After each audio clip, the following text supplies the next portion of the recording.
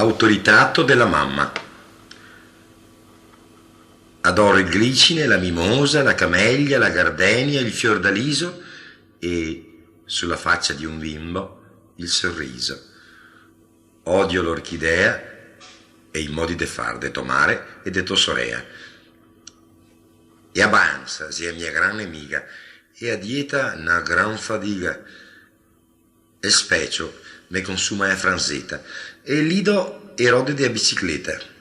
Mi fioi, chi tocca stare attenti, i difendo coi onge e coi denti.